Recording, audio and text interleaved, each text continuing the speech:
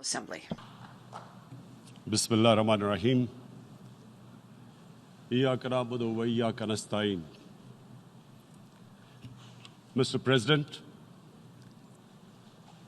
Honorable Secretary General, Excellencies, ladies and gentlemen,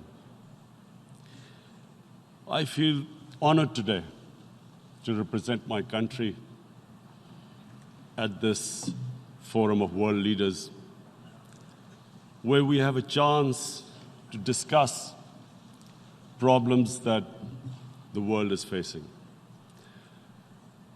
I want to talk about a lot of problems, but just four today. And I especially came to this forum despite a difficult time in my country, facing challenges. I would not have come, but because I feel that there are some very urgent problems which the world must address. So first of all, I start with climate change.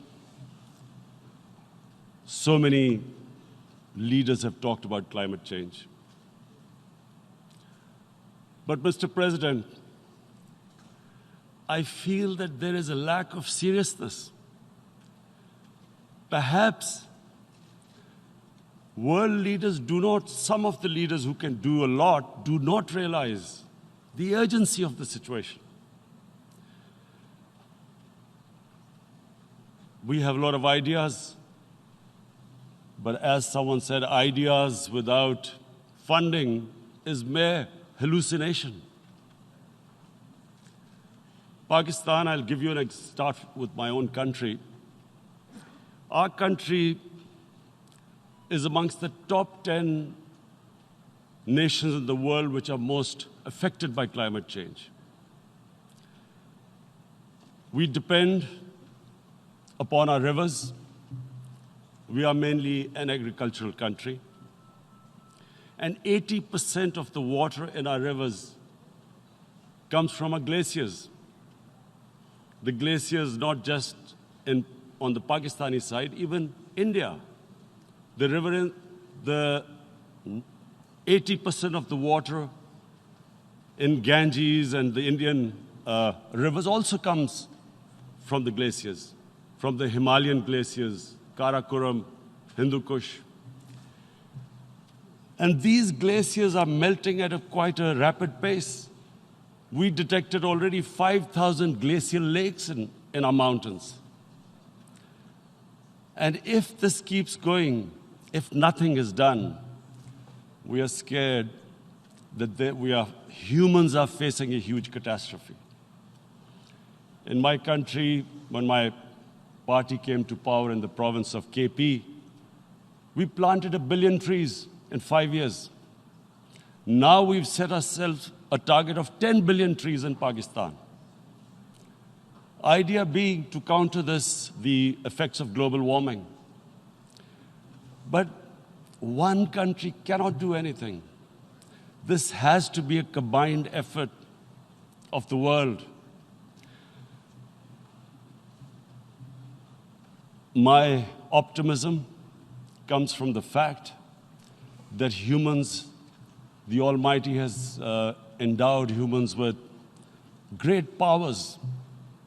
We can do anything, provided our survival instinct is stirred up. And this is really what I hope that the United Nations will take a lead in this. There must be more emphasis. Richer countries must be pushed. Countries that mainly are responsible for greenhouse gas emissions. They must be pushed because our country contributes minuscule amount to greenhouse gases. So I feel that the United Nations must take leadership in this. My second issue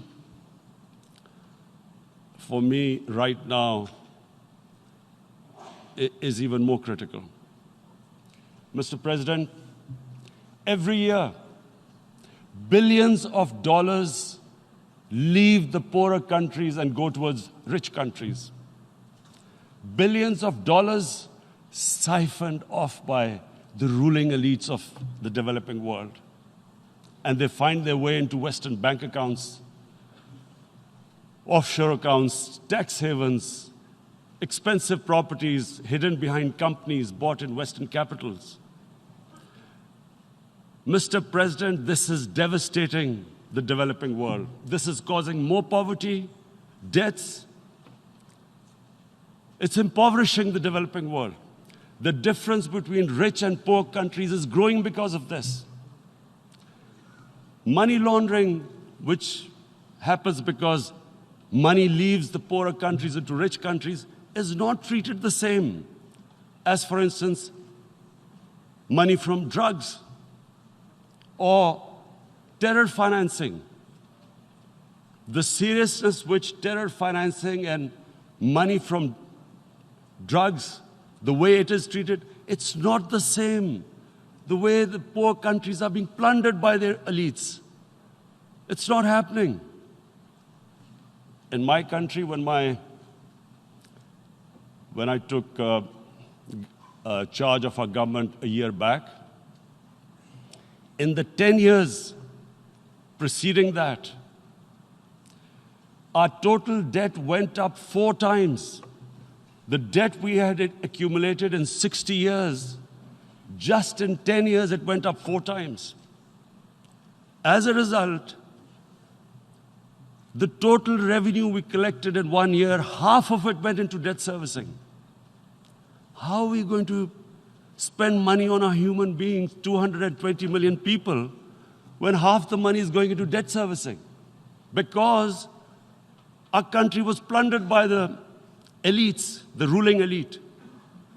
And easily they could get the money out. And when, Mr. President, we located properties in Western capitals bought by this money through corruption and money laundering, located the properties of these corrupt leaders, we find it so difficult to retrieve it.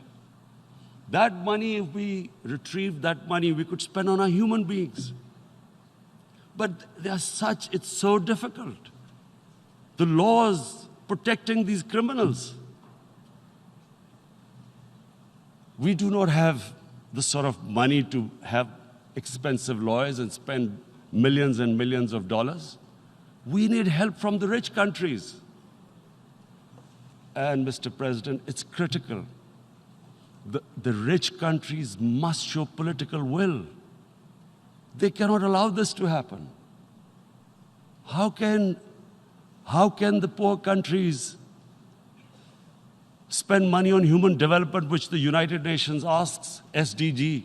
How are we going to do it when this money can easily leave our countries? So, unless the rich countries intend to build walls to stop economic refugees coming as we see right now, they must take action. They must take action now. It must be a deterrent. Corrupt ruling elites should not be able to take money out easily and park it into foreign bank accounts and into these properties abroad. And I never understand why. Why do we have these tax havens? Why is this allowed? Why shouldn't rich people pay taxes? Why is it legal to have these tax havens where you have these secret accounts? Because, world is changing. The population of the world is growing. Sooner or later, you're going to have a crisis. If the poor get poorer and the rich get richer, there is going to be a crisis sooner or later. So this is my second point. I hope that the United Nations takes a lead in this. It involves the IMF, the World Bank, Asian Development Bank. They must find a way of stopping this plunder of the developing world. My third point is Islamophobia. There are 1.3 billion Muslims in this world. There are millions of Muslims living in other countries, European countries, in the US, as minorities. Islamophobia since 9/11 has grown at a pace where it is alarming. Human communities live together. There should be understanding amongst them. But Islamophobia is creating a division. Muslim women wearing hijab, it's become an issue.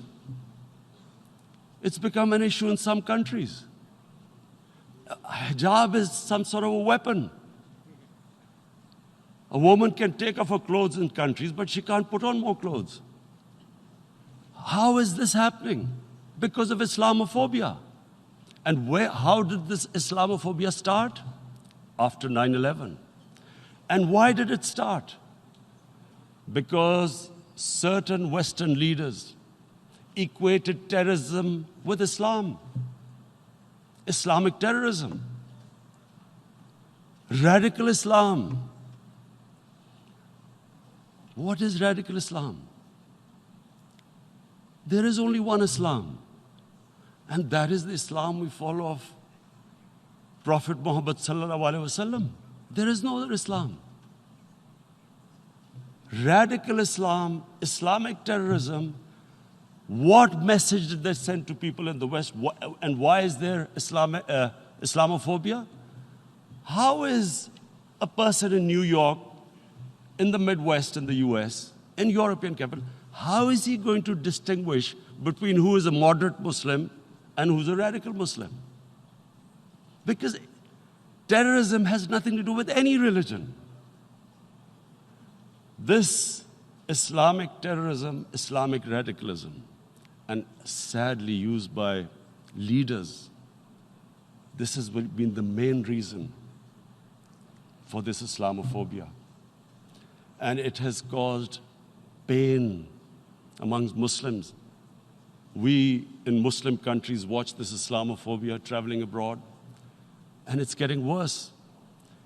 And may I just say, Mr. President, that in European countries, it is marginalizing Muslim communities.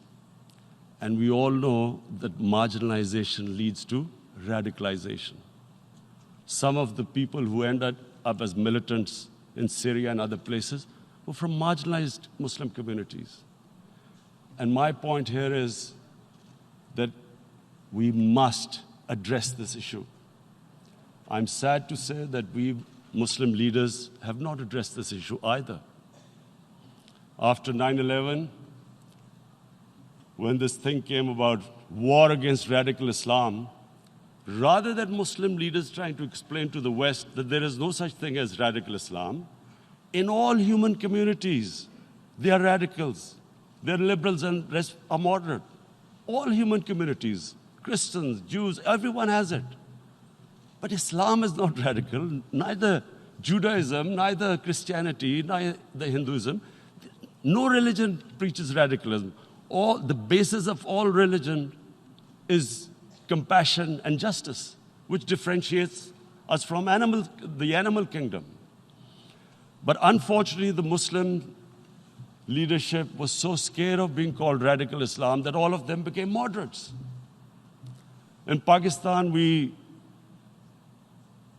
were in the eye of the storm, and our government coined a phrase called enlightened moderation. No one knows what it meant, but everyone started putting on Western suits that they were moderates, started speaking. Even those who didn't know English would speak English because they were moderates. No one had a clue what it was, because we, in the Muslim world, did not explain to the West that there is no such thing as radical Islam. One of the reasons why, after 9/11, Islam was supposed to be equated with terrorism was suicide attacks. Because the 9/11 bombers did a suicide attack, all sorts of theories came up that the Muslims are involved in suicide attacks because they will get virgin in heavens. Some came up with, what about women, suicide attackers? So this bizarre thing happened. No one explained. Suicide attacks and Islam were equated. No one did research that before 9/11, the majority of suicide attacks in the world were by Tamil Tigers, who were Hindus. No one blamed Hinduism, and quite rightly. What has Hinduism got to do with what desperate people were doing in Sri Lanka? We all know we've seen films about Japanese kamikaze pilots at the end of the Second World War doing suicide attacks. No one blamed the religion. But here we were trying to prove we were moderates and not explaining to the West.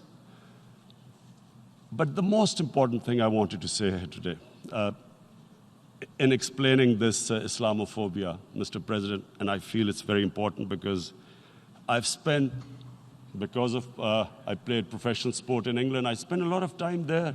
So I know how the Western mind works and how West views religion. So where the misunderstanding about Islam came.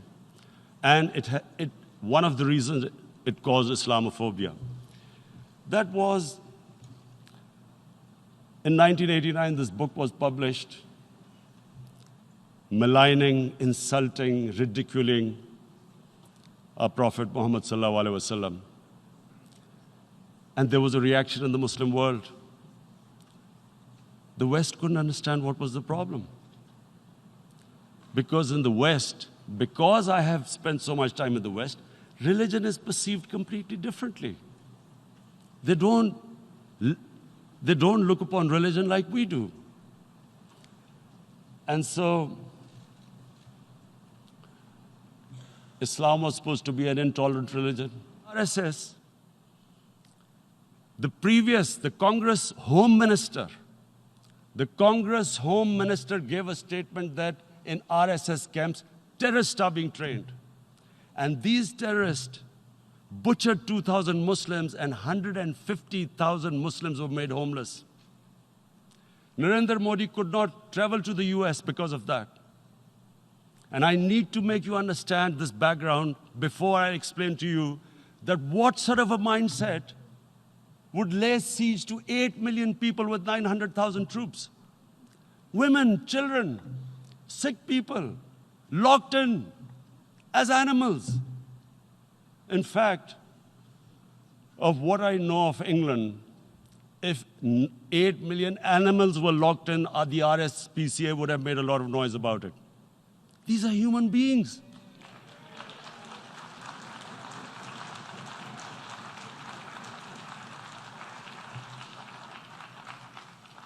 And Mr. President, what comes with racial superiority, these illusions of Aryan superior race, is arrogance. The two go together. And it's arrogance that makes people make mistakes and do stupid things. Cruel things like what Narendra Modi has done. It's sheer arrogance. And it's arrogance that has blinded him from the fact that what is going to happen when the curfew is lifted? Has he thought about it? This hasn't been thought through. What is he going to do when he lifts the curfew? Does he think that people of Kashmir will quietly accept the status quo because India has changed the constitution and taken away the special status? They'll accept that? Mr. President, 100,000 Kashmiris have died in the past 30 years because they were denied the right given by the United Nations, the right for self-determination. 100,000 have died and 11,000 women have been raped. There are two United Nations human rights reports on this. The world hasn't done anything because India is a huge market, 1.2 billion people. Sadly, the material prevails over the human. But this has serious consequences. Again, I repeat, that's why I'm here. Look, what is going to happen when the curfew is lifted will be a bloodbath. The people will come out, There are 900,000 troops there. They haven't come to, as Narendra Modi says, he's done this for prosperity of Kashmir. This is supposed to be for the development. These 900,000 troops, what are they going to do when they come out? There'll be a bloodbath. Has he thought it through what happens then? Mr. President, has anyone thought that what happens when there is a bloodbath? What do you think the impact will have on people of Kashmir? What do you think they will think? The way they have been boxed in their houses, treated like worse than animals, no rights. Thousands of all the political leadership has been arrested, taken out of Kashmir. Even those Kashmiri leaders who were pro-India have been taken out. 13,000 boys have been picked up and taken to God knows which destinations. So what do they think? What will the people of Kashmir do when they lift the curfew? They will be out in the streets. And what will these soldiers do? They will shoot them. They've already used pellet guns, blinded young boys. In the last 6 years, the 5 years, the oppression that has gone on in Kashmir. And so, Kashmiris will be further radicalized. Mr. President, there will be another Pulwama. And guess what? India will blame us. They're already blaming us. They're saying all this is happening because of Pakistan. One of their defense ministers said, there are 500 terrorists lined up on the border to go in. Why would Pakistan send 500 terrorists when there are 900,000 troops? What impact are they going to make? What will they do? And don't we know that the moment there is some terrorist attack, all that will happen is there'll be further cruelty and oppression of the people of Kashmir. We will just give the 900,000 troops to further crush the people of Kashmir.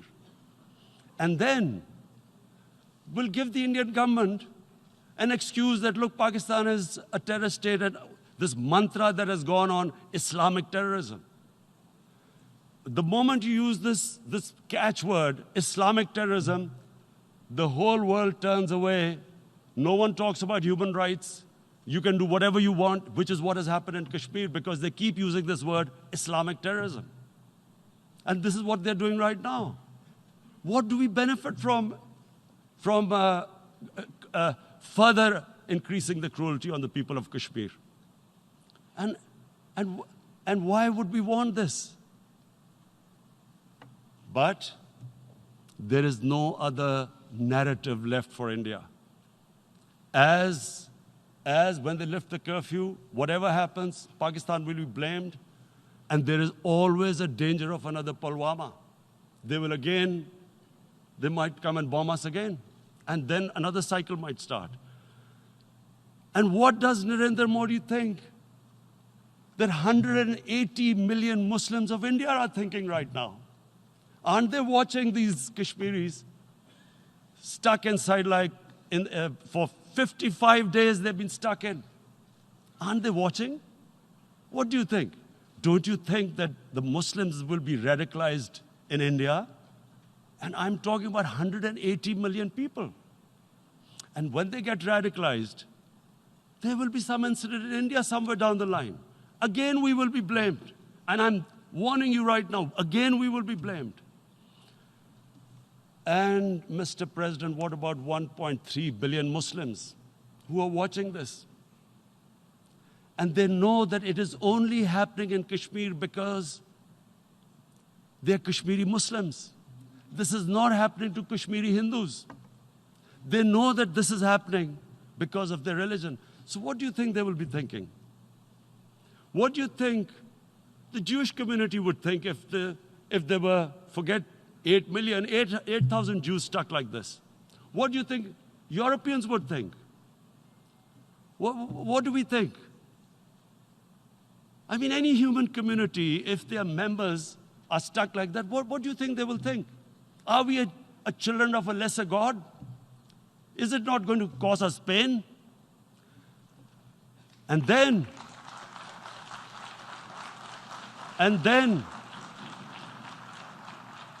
I'll tell you what will happen. People will, in the 1.3 billion Muslims, someone will pick up arms. I know we've been brought up with films, Western films. This good, decent guy doesn't get justice. He decides to pick up a gun and start seeking justice. There was a film made in New York, famous film called Death Wish. This guy gets mugged by and his family, his wife gets killed or something. He can't get justice. He picks up a gun and he goes around shooting muggers. And the whole cinema cheers him on. So what do you think the Muslims are thinking right now? If there is a bloodbath, there will be Muslims becoming radicals, not because of Islam, but because of what they will see, that there's no justice when it comes to Muslims. There were Rohingya Muslims, Myanmar, who are, God knows, almost 1 million people out, ethnic cleansing. What was the response of the world community? So what do you think will be the response of 1.3 billion Muslims? I picture myself. I'm in Kashmir. I've been locked up for 55 days. I have heard about, and there are rapes, Indian Army going into homes, soldiers. Would I want to live this humiliation? Would I want to live like that? I would pick up a gun. You're forcing people. You are forcing people into radicalization. When people lose the will to live, what is there to live for? And this is what, if you can do this to human beings, you are actually radicalizing people. And so, Mr. President, I want to repeat here, this is one of the most critical times. There will be a reaction to this. Pakistan will. It will have consequences for the world, which is why I repeat I'm here. Because I'm warning you, it's not a threat. It's a fair worry that where are we headed? And I've come here to tell the UN, you've got to, this is a test for the United Nations. You are the one who guaranteed the people of Kashmir the right of self-determination. They are suffering because of that. And this is the time. This is the time not to appease like in 1939 appeasement took place. This is the time to take action. And number one action must be that India must lift this inhuman curfew, which has lasted for 55 days. It must free all political prisoners, and especially those 13,000 boys that have been picked up. Parents don't know where they've disappeared. And then